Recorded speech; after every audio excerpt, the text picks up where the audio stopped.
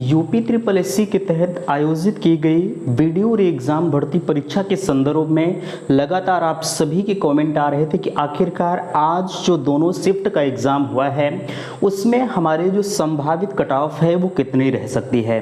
आप देख पा रहे हैं, जैसा कि आप सभी को पता है 2018 में आपका पेपर कराया गया 1953 पदों के लिए, लेकिन धांधली के चलते वह भर्ती परीक्षा पूरी तरह से रद्द कर दी गई।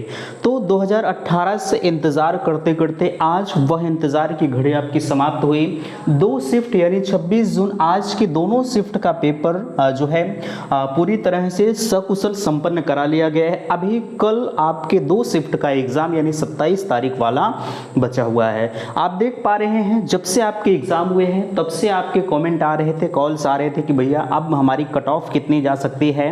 तो बिल्कुल उस कट ऑफ को लेकर हम आपके बीच में उपस्थित हैं। लगभग 200 अभ्यर्थियों का एक संभावित आंकड़ा निकाला गया है जो कट ऑफ का रखा गया है। ठीक है, देखिए आपके बीच में 2018 से पेपर की तुलना हम करेंगे, जो कि आपको पता है तीन जो है सिलेबस आपका था, हिंदी था और जीके था और रीजनिंग, यानी तीन पोर्शन से आपके एग्जाम में क्वेश्चंस पूछे गए थे और क्वेश्चनों की संख्या आपकी थे। हिंदी से हम बात करें तो 50 क्वेश्चन थे, जीके जीएस से और अगर कहा जाए उसी में आपका दिया गया था करंट अफेयर्स वगैरह, उसमें भी 50 क्वेश्चन और रीजनिंग के भी 50 क्वेश्चन दिए गए थे। टोटल क्वेश्चन आपके रखे गए थे 150, लेकिन इन 150 क्वेश्चंस के सापेक्ष आपकी 1/2 की माइनस मार्किंग भी रखी गई थी। ठीक है, इस चीज को आपको बिल्कुल ध्यान रखना है। कल के एग्जाम में भी नेगेटिव मार्किंग के प्रावधान को आपको समझना है। ठीक है, यहाँ देख पा रहे हैं अटेम्प्ट क्वेश्चंस की संख्या आप पूछ रहे थे और यहाँ देख पा रहे हैं 26 यानी फर्स्ट और सेकेंड शिफ्ट हमने अगर देखा जाए संपूर्ण पेपर का एनालाइज आपको करवाया है कि आपके जो एक संभावित आंसर बन सकता है जो है चैनल पर मैंने डाल रखा है, आपने उसे देखा है। उम्मीद करते हैं कि आप सभी ने जो है जो संभावित आंसर की है वो मिला लिए होंगे। अभी आप पूछ रहे थे कि इसकी जो ऑफिशियल आंसर की है कब तक आएगी, तो पहले 27 तारीख का पेपर जो है वो पूरी तरह से समाप्त हो जाए। वैसे अगर उम्मीद रखी जा रही है 1 हफ्ते के अंदर आपका जो आंसर की है वो जारी कर दिया जाएगा, लेकिन अब यह आयोग का काम है, वो कितने दिन में जारी करते हैं वो उनके ऊपर डिपेंड करता है। उस पर फिलहाल के लिए चर्चा नहीं करेंगे। आप पूछ रहे थे कि क्या इस भर्ती में जो 1953 पदों के लिए 4 शिफ्ट यानी 2 डेट में आपकी परीक्षाएं कराई जा रही थी, क्या इसमें नॉर्मलाइजेशन होगा या नहीं होगा। देखिए नॉर्मलाइजेशन का जहां तक सवाल है, हमने आपको बताया है कि अगर 2 शिफ्ट से ज़्यादा आपका पेपर हो रहा है तो 100% उसमें नॉर्मलाइजेशन होना बिल्कुल लाजमी है।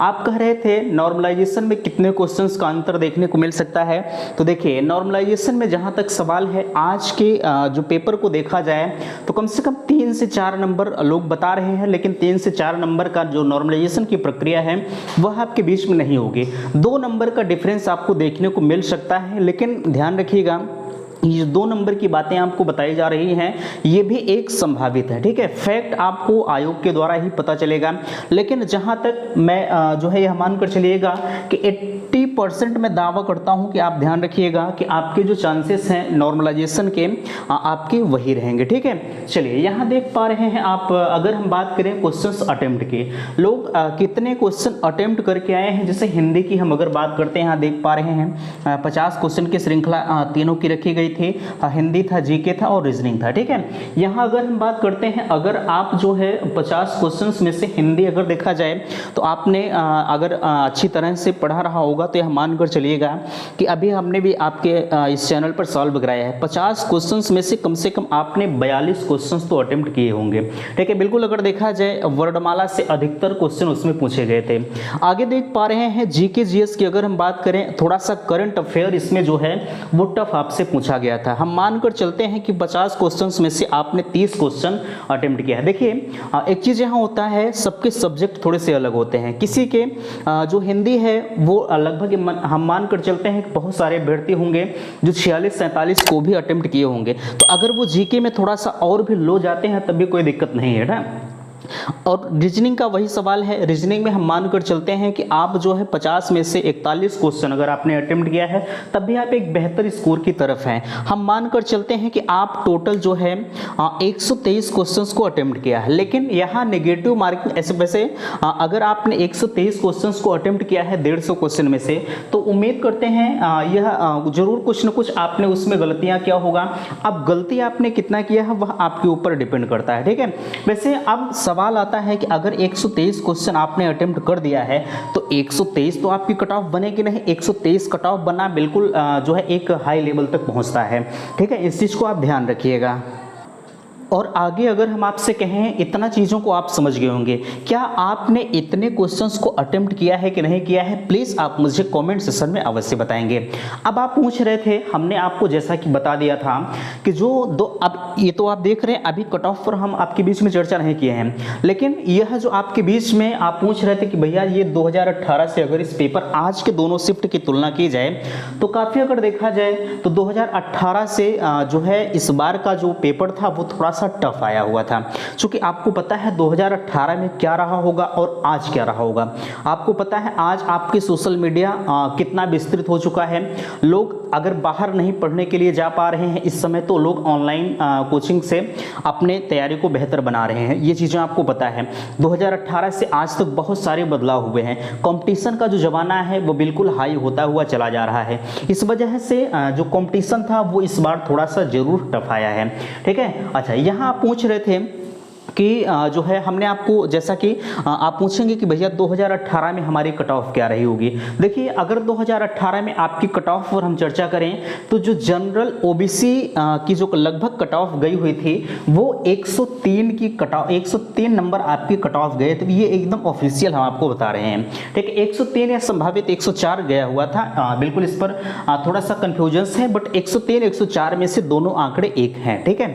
हम मानकर चलते हैं कि अगर 103 आपके 2018 में कट ऑफ गई थी तो ऐसा नहीं है, और 2018 में अगर जनरल ओबीसी की जो है 103 गई थी तो जाहिर सी बात है इस बार तो और भी थोड़ा सा टफ जाएगा, ये तो बिल्कुल लाजमी है।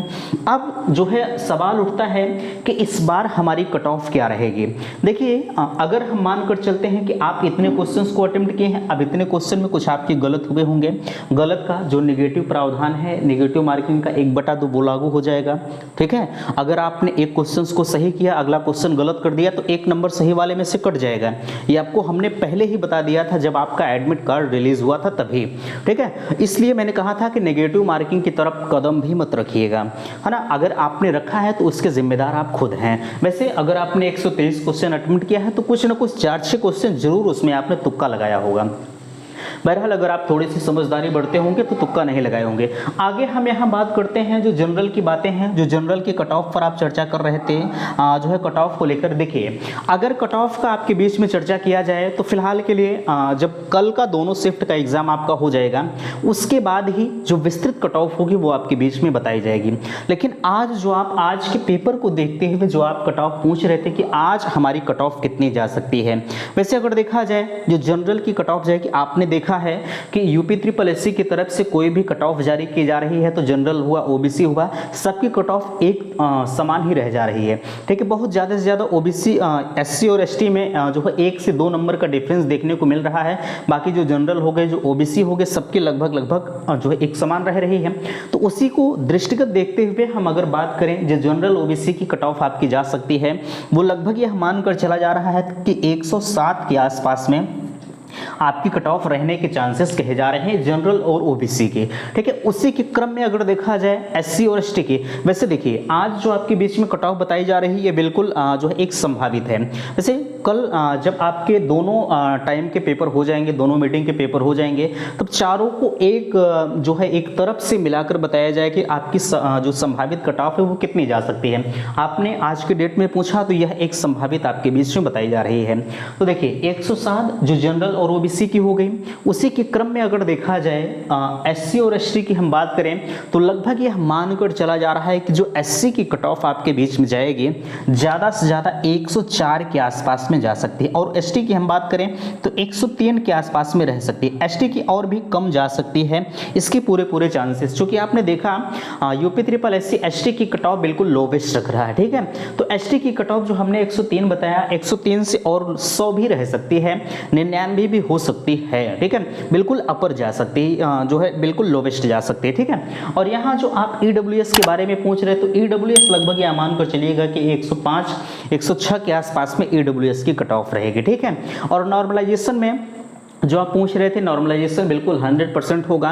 जो लोग इसके चक्कर में है कि नॉर्मलाइजेशन अगर 2 शिफ्ट से ज़्यादा आपका एग्जाम हुआ या 2 शिफ्ट में हुआ तो 100% नॉर्मलाइजेशन होना बिल्कुल लाजमी है, उसके चक्कर में आप मत रहिएगा, ठीक है। तो फिलहाल के लिए 1953 पदों पर आज की डेट में जो परीक्षाएं कराई गई वो सकुशल संपन्न हो चुकी हैं। अब देखना कल है कि कल की डेट में कैसे क्या होता है। फिलहाल के लिए कल के बाद जो आपके बीच में वीडियो के संदर्भ में कट ऑफ जाएगी वो बिल्कुल जो मैं दावा करूंगा कि 99% अपने आप में सच होगी, ठीक है। फिलहाल के लिए आप जो पूछ रहे थे आज की डेट में कट ऑफ, तो उम्मीद करते हैं कि कट ऑफ के बारे में आप समझ गए होंगे। हाँ, आपने कितना क्वेश्चन अटेम्प्ट करके आए हैं प्लीज़ आप मुझे कमेंट सेक्शन में अवश्य बताएंगे, क्योंकि आपके द्वारा बताई गई चीज़ों के आधार पर ही कट ऑफ का निर्धारण किया जाता है, ठीक है। तो इस वीडियो में यहीं तक। वीडियो को लाइक कीजिएगा, शेयर कीजिएगा, और चैनल पर पहली बार विजिट किए हैं तो प्लीज़ चैनल को सब्सक्राइब जरूर कीजिएगा। वीडियो समाप्त करते, थैंक्स, धन्यवाद।